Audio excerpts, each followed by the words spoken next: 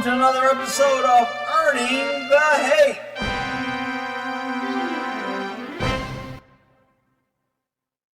Okay, here we go. Part 2 on the scummy FBI setting up pesky citizens, breaking the law, committing multiple felonies. The FBI committed multiple felonies, including conspiracy, overt acts to complete a conspiracy, and trying to get people killed, like the governor kidnapped and this other person shot and killed for putting bullets. These are all felonies at the orchestrated director of the FBI, directing everything that happened. Wow. Mission is to kill the governor, is what he says. That comes from a motion to admit statements. Then 3 months after the government proposed the kidnapping, and 2 months after the defendant's strident repudiation of the idea, and a month after the defendant's reiteration of the repudiation, the government agents continued to push to shape a kidnapping plan, even trying to elevate it to murder. So we're talking months. We've got all these agents and money and resources and fake meetings and fake companies and FBI informants getting paid 50 grand. Months in order to set somebody up and send them to prison when they didn't want to do it in the first place. So egregious. We have one attempt 3 months after that, still repudiated it. Again and again. But the government agents kept digging and digging and digging. Chambers says, nope, it's now elevated. Defense attorneys say, the government's emotional manipulation abounded here. It approached this in a persistent and emotional manner from the outset. Agents and informants used ties related to friendship, being role models and acting as father figures to develop trust and reliance in the defendants. Confidential human sources use military veterans as informants, having these people pose as patriotic Americans concerned with preserving the principles enshrined in the U.S. Constitution. There's a term in a court that's called shock the conscience of the court. When something is done that's so bad, it shocks the conscience of the court, and the court can usually take some pretty extraordinary actions. A federal judge is pretty much unlimited in what he can do. And I have seen federal judges freaking get in the government's ass. The federal government can literally say, I order these FBI agents on the stand right now, and I want to question them. And they can ask these FBI agents under oath and make them testify and watch their little nuts shrivel up to chickpeas when they're facing contempt or federal charges for lying on a stand.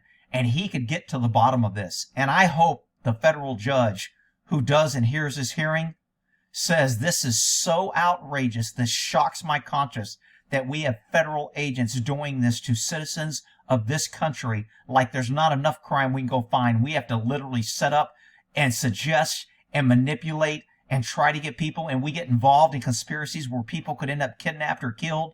This shocks my conscience so much. I want every FBI agent involved in this investigation in my courtroom now, and I'm putting them on a stand under oath, and I'm questioning them. That's what the judge could do, and if I was the judge, you can damn well bet that's what I would do. Out freaking rageous. So they know that these people have an affinity for military veterans. How do they do it? Well, we see examples of this everywhere. On June 22nd, 2020, an undercover government employee agent texted Adam Fox. Hey, brother, this is Mark using my girlfriend's account. Elise was talking to your fiance, Amanda, about getting more involved, and Amanda suggested I contact you. From the get-go, the government manufactured ties to loved ones like Fox's fiance to gain acceptance and trust in the group. Okay, so this isn't really outrageous to me. That this is typical. Look, you build alliances and you make them think. This is how all government agents do it. They say, I know Johnny, Johnny knows you, I know so-and-so from the joint, I shared a cell. They manipulate documents. They set up a story and a background in order to gain trust. This doesn't really, I'm okay with this. The lawyers seem to think this is a bad thing, but I'm okay with trying to gain trust from the people that you're investigating. Hey, just wanted to suggest I contact you. Our girlfriends were talking. On July 11th, confidential human source Dan reported, going good here, just burning rounds, lending out MPX, making friends. Hanging out. We go to September 30th, 2020. Confidential human source Dan tells Adam Fox that Dan can't afford food or medical care.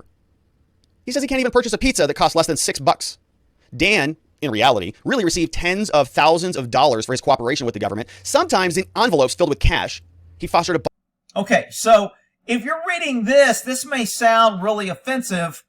I mean, it's sneaky and it's low down, but the government can be sneaky. I don't have a problem with them being sneaky. The government can lie. I don't have a problem with them lying. But when you start suggesting felonies and then you give them the address to promote those conspiracy and felonies, you are a worse criminal than the criminals you're trying to catch. And that is an old saying that I have. When you're chasing a monster, you need to ensure you don't become the monster. And that's what these agents did, and it's out freaking outrageous. Bond with the defendants by claiming poverty and deprivation. Dan used his untreated hernia as a device to gain sympathy with Fox and others. He claimed that the VA would not provide him proper treatment after years of combat service in the Army. At the Luther FTX in September, Dan would tell Adam Fox that he was, quote, waiting to die. Feeling the emotional pull of such a confession, Adam Fox told Dan that Dan needed to get surgery treatment as a priority over any of the mission plans that Dan, in his CHS role, was pushing. Adam Fox is a pretty decent guy, says, hey, Dan, you've got this untreated hernia. Before we go and execute these mission plans, maybe it's pertinent and prudent for you to go get treatment and care. Look, everybody out there needs to know these are common tactics used by police. That's why if you're doing anything with anybody, if you don't want the government involved, it's up to you to do due diligence that he's not the government. I mean, you have to know who you're dealing with. When somebody gives you a story, you need to verify that story with 2 or 3 people that he's not giving you. I mean, I shouldn't, nobody out there, and this is just simple cop knowledge, nobody out there should be, hey man, yeah, I know Tommy, I was in the joint with him, and he gave me your address. A lot of people will think, well, let me see if Tommy was really in the joint. Oh, yeah, he was. Well, this guy may be legit. No. I need to confirm, and that's how cops confirm shit, things that are not provided to us. We need to have independent sources of information. If you serve with him, I need to know addresses. I need to know, not from you, from someone else. I need to do a background to see when you were in a joint. And was this guy in the joint at the same time? I need to know if I have a friend that works at the joint. I need to have some non-corroborated by you information that confirms who you are. Now, look, it's easy to do that too. I mean, the FBI has multiple resources, and they may know that you're asking that. When you go, hey man, who is a prison guard when you work there?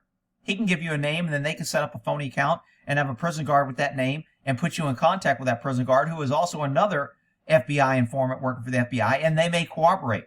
So, I mean, everybody needs to be careful when you're dealing with anybody. And it's not just even if you're not committing a criminal act. If you just don't want the government, like these guys, hanging around in the shadows trying to convince you and trying to set your ass up, you need to make sure who you're with. It continues. The government continued, and they coordinated, and they brought other unrelated participants together for meetings. Numbers of government actors would attempt to radicalize people. The meetings were at Dublin and Peebles in Ohio. They would provide different examples. As touched on above, a confidential human source first raised the specter at one of these Dublin meetings. There was a, quote, national militia meeting, orchestrated by the government, of course. This confidential human source attempted to motivate the targets into anger, rousing speeches featuring Antifa and mask mandates and similar topics. He would say stuff like this. And he'd say, and this right here, this is why the F I'm telling you, it's being allowed by DeWine here, F and F face, wit face, and whatever her name is there, blackface over there. Why are we not returning to the same measure that we were being given? Why are we given a quarter when no quarter is being given? Okay, you see how this goes? Ranting and raving and angry and frothy and just riling people up. The government is doing this. It's not something that is evolving naturally organic. This is what's called a huge setup, and I'm not sure they're breaking the law here. I think they can say anything. As long as they don't suggest a crime. I can say, man, I'm so fucking tired of the government and blah, blah. Fuck the government. I can say all that. That ain't a problem. But when I say, man, we need to go bomb the fucking FBI building, man. Here's the address, and I can hook you up with a guy who can sell you blasting caps. That's way over the line. Big difference. You have to really understand when you're government what you're allowed to do. And you can't do that. You can only go after people who already want to bomb, who already have blasting caps, and they come to you and go, hey man, we're going to bomb and we got blasting caps, but we're having a problem getting the batteries to run this. Do you know where we can get these special batteries? And the government go, yeah, I think I know how to get those batteries. And the government can even supply those batteries because they didn't initiate the battery conversation. They were approached by a criminal who already had his criminal thoughts and criminal actions, and they were merely asking me for assistance. So, I mean, some people may go, well, that's the same thing. It's not the same thing. Technically, they're trying to ensnare people in it. Efforts like these at, quote, national meetings came from multiple confidential human sources and FBI agents who coordinated their work within the meetings to create an atmosphere of crisis and impending social unrest, all in an effort to motivate the targets to work with CHS Dan. I'm kind of okay with that. I mean, people may think I'm a bootlick, and to me, the government can rile people up and can lie and say these are problems, even though they're real problems. So they can say, hey, we agree there's problems. And this guy's a great guy and you should work with him. You know what? If you're too stupid, or if you really want to do something and you want to hook up with Dan and then get Dan involved in some conspiracy with you, well, then that's your problem. But the government can't say, if you want to blow up the building, contact Dan. He's our explosive guy. Now we've crossed the line. We've put the idea of blowing something up, and we've put our informant saying he's a supplier. That's a problem. To join him in his plot. Dan and his handlers' efforts to coordinate a group to initiate his, quote, attack planning did not bear fruit, however, despite the government's effort and investment of time, money, and manipulation. On September 3rd, 2020, Adam Fox responded to Dan's inquiry as to his proposal about acting on the governor. Fox replied, no, let's keep that to us, but throw out maybe taking the cap or gunning down Antifa, or even say arresting the governor, or maybe even charging politicians, and then we can float the idea of cops enforcing constitutional laws. No. Acting on the governor, Fox replied, no. Still being charged, even though he said no. So most of my viewers already know you should never talk to government, never give government a statement, never cooperate with any cop, any part of government whatsoever. In this case, he didn't know he was talking to government, even though he was. And guess what government did with that? They twisted it and used it against him. Don't talk to government with knowledge. Without knowledge, you really don't know. Confidential human source Dan, who was getting envelopes of cash from the government. Multiple repudiations. Dan, back on September 7, 2020, says, listen, Dan says this to a chat. Listen, our main direction at the moment is to prepare for possible bug-out plan. Ty wanted to do what we need, have that line set up, make sure everyone's prospective families are safe, and then we can have our assault. But on the next day, on September 8th, Fox said, listen, on a phone, said, listen, this is what I want to do for now, right? Like, I want to do everything we talked about, bro. I really do. I want to follow up on the order, but for now, we've got to do ghosts on it, right? We can't talk about it. We can't. It's ixnay on the plan, eek. Well, like, even with our guys, like, I would put her on the back burner in their minds, okay? Ixnay on the plan. We can't talk about it. I want to.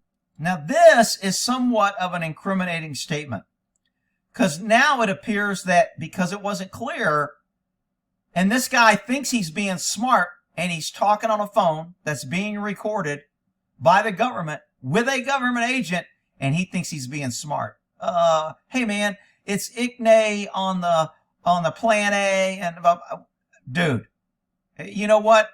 He would have been much better off. When somebody brings up a criminal thing on a phone or somebody, and you're involved in some shit like that, you need to be able to say, look, dude, I don't want no part of that. I don't want to be involved. I'm not down for that. Fuck you. Maybe later when you're in private, if you want to go back and say something, he's probably wearing a bug or whatever. But when you should get a clue when someone's being that much of an idiot, trying to get you to be an idiot. Just saying, it's not cool, I'm down for it. This isn't a great statement for this guy. To do it. I really do. But for now, back burner stuff. Later in the same call, Fox continued to repudiate Dan's plans. Says, because it's not until next effing spring or effing summer, okay? We know we can't do that until then. Let's put that on the back burner for now. Let's focus on something more tangible for the coming future and everything. What we should do is go with Ty and his bug out plan. Repudiation. It can take a crisis at the time of the election. He wanted a bug out plan, just like he said with Ty, to retreat to a secure location so that those involved and their families would have a place to. You notice, for some reason, preppers and patriots, 3%ers, oath keepers, whatever you want to call them, people that understand what a threat the government is, for some reason, they think the government can't have somebody use these terms, these words like bug out plan, government's evil, Waco, man, those ATF guys. Look, man, government can say anything like that. You need to know who you're talking to. Go that would be safe and be removed from any impending social unrest that could occur. As an aside, defense lawyers say, while no conspiracy occurred, even if one might be tempted to consider whether a conspiracy existed between anyone and a confidential human source, the law has been long settled on the point that proof of an agreement between the defendant and a government agent informer cannot support a conspiracy charge and a conviction. A mere agreement. Well, and what he's saying is a mere agreement to commit a crime is not a crime. However, if you do an overt act, like drive by the governor's house, overt act. Go look for the address of the governor's house, overt act. Have conversations about when to talk about this, could be considered an overt act. Normally an overt act is something done in the furtherance of the conspiracy. Having a conversation about it could be an overt act, but buying a map, driving by, collecting supplies, having a meeting to discuss planning, those are more overt acts than just a conversation. But the government committed an overt act as soon as they gave them the address. They suggested the conspiracy and gave them the address. That was the overt act by the government. But since they can't use that against them, they have to keep trying to get these guys to commit their own overt act, which is why they gave them the wrong address, so they would try and look up the correct address. Looking up the correct address, overt act, completes the conspiracy. Agreement alone is not enough. Here we see this motion continues. They're saying that this is a case that warrants a dismissal. Why? The government pushed its agenda. They ignored the disapproval of the defendants and their lack of support for the government's suggestions. The government was the entity that sponsored, coordinated, and produced the, quote, trainings, like the one in Cambria. They made an announcement on this. They posted it on Facebook on June 22nd. A confidential human source posted there says, proclaimed an FTX cross-train multi-state on July 11th and July 12th at a location in Forge Road in Cambria, Wisconsin. Here's what they said on Facebook. This event would include medical, live fire, range. We've got a house with breaches, entry stacks, close quarters, knife time, hand-to-hand, family communicate. Okay. This right here, not a problem. Government can do that. I can set up false training. I can set up events. I can get you to come to these events. I cannot suggest that you kidnap or do a drive-by shooting of someone. I can't do it. As government, I am not allowed to do that. And these freaking low-life FBI agents did this, and they used their informant to do it and to do their dirty work, which is just the same as them doing it. Outrageous. Plenty to do. You got to pay for whatever ammo you run. This announcement established a breakfast, lunch. Okay, sounds fun. While the defendants could not afford to travel to this event, Dan made it easy for them. Oh, how do you do that? He paid for the entire trip.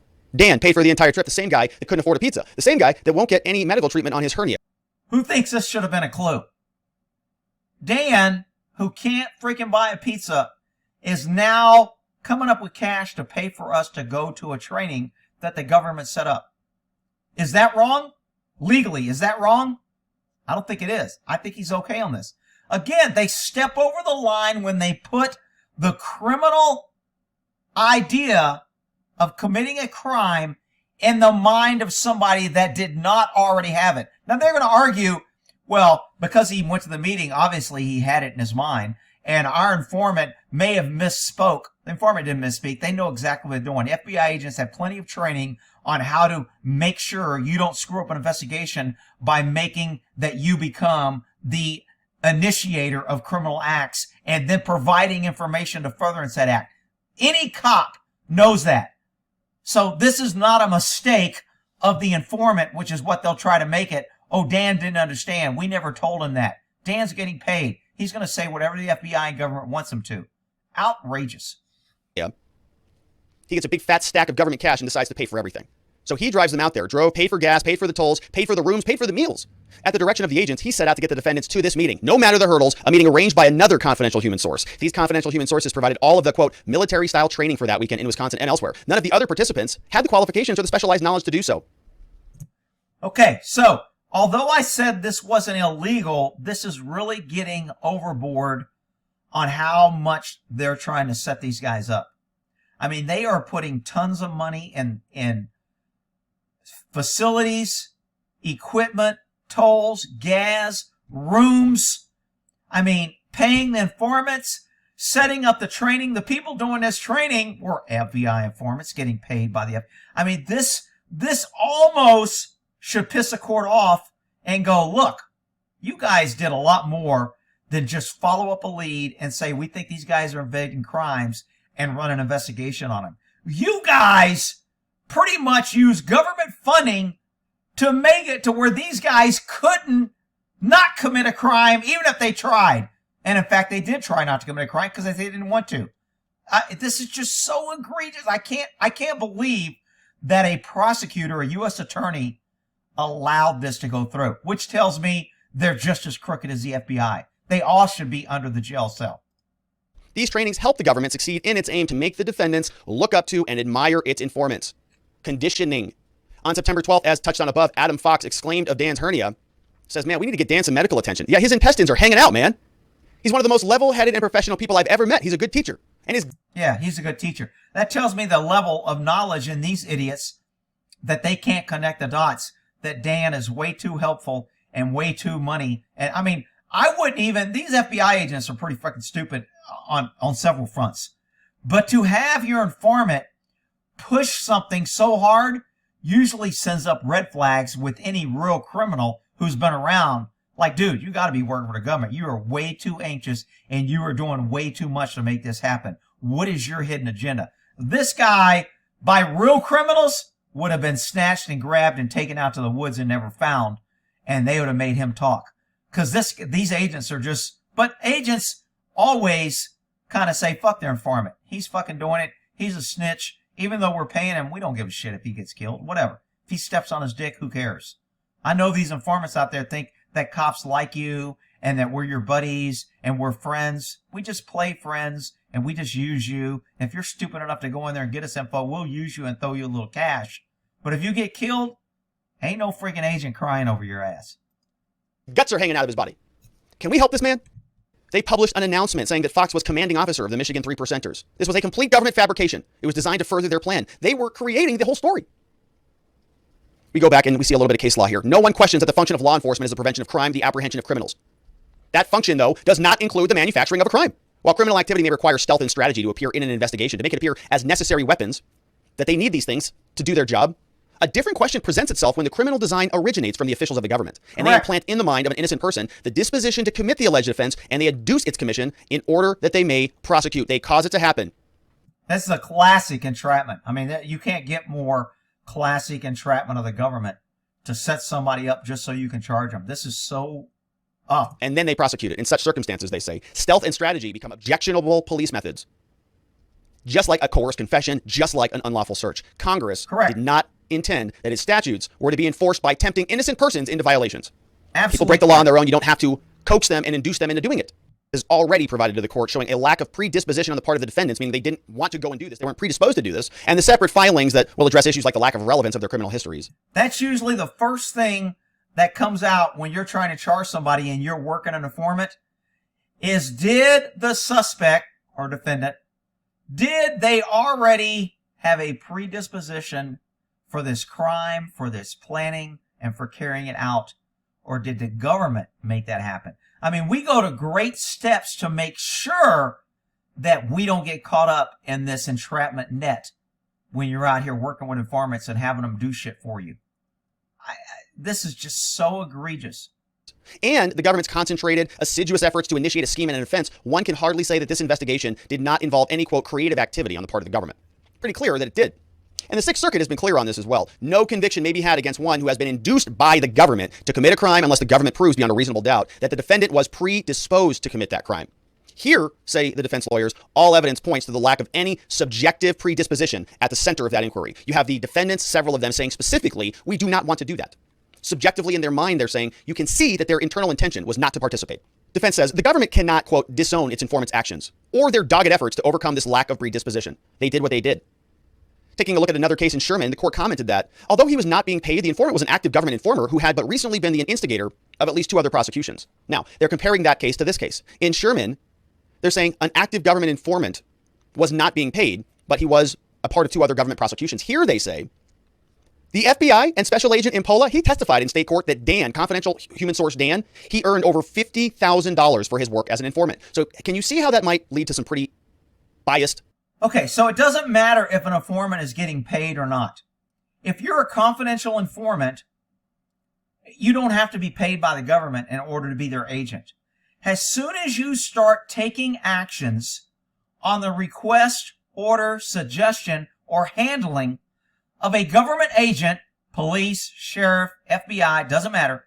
As soon as you start acting on my behalf in my government position and I aid, assist, direct, or give you advice on what to do, and you do it on my actions, you are my agent. I do not have to pay you. I can stop somebody on the street and go, hey, I don't want a search warrant for this house. Would you mind going up the door, knocking it, and when it opens, would you run inside? And if they try to throw you out, you yell help, and then I'm going to come and run and help and save you. I can't do that. I mean, it's just basic law enforcement knowledge. Every cop knows this. Outrageous what these guys did. And they did it with malice aforethought. They knew what they were doing was wrong, and they didn't care. They knew that they were going to get people and take away their liberties and put them in prison on their actions that were unlawful, and they did it anyway. This is not a mistake, people. This is a effort, conscious effort, to circumvent constitutional rights of citizens. Outrageous. Reporting. CHS Dan wants that government money. Defense says courts willing to grant motions similar to this one, which is not a lot of them, have done so even when the defendant was never ready to do the deal today, but still suggested he would do it tomorrow at some later time. In a prior case, the court granted another motion on entrapment grounds, threw that case out. The personal and the relationship aspects of the case matched many of the aspects of this case. And that's why they say it's justified. And so here they're asking the court to say the defendants in this case, all 5 of them, they exhibited a patently clear absence of predisposition. There's nothing here to indicate that they wanted to participate in this scheme. It was all concocted by the government and the FBI agents. Now the government has to come back with a rebuttal on this motion and address these things. So the government is going to have to come back and list why they believe these guys were predispositioned to commit this crime without their inducement. I think they're going to have a hard time doing that, but I don't know the whole case. I don't know how many phone calls they got. I don't know how many texts they got. I don't know how many other informants they got that talked to them and got statements. I don't know how many fake FBI interviews the FBI wrote up and said, oh, he said this even though he didn't say it. Or the FBI wrote up something and said, I witnessed this even though they didn't witness it. I don't know what they have to prove that, but now they have to kind of show it. The defendants, it must be available to the defendants, such as these. Signed off on by some incredible lawyers who are fighting hard. Got Joshua Blanchard. All nonsense that we've seen from the FBI and their investigation, and the fact that they are not wanting to call the people that we just talked about, the people who are involved in the underlying inquiry, can't be bothered to come to trial because they have... Absolutely outrageous. Good job for this attorney for doing this. He did a great job. Hopefully I didn't come off like I was telling him he's full of shit or being a pain in the ass to him. I just, from a cop's perspective, working as an agent, I know what informants and what we're allowed to do. And what they did, unequivocally, outrageous abuse and entrapment by the letter of the law entrapment, and these damn FBI agents ought to be charged. Out-freaking-rageous. You think cops on the street beating people and shooting them is bad when the government's allowed to do this and get away with it? Dude, freedom took a boat somewhere, and it ain't here in the USA. We'll end that there. So many problems, and the government has not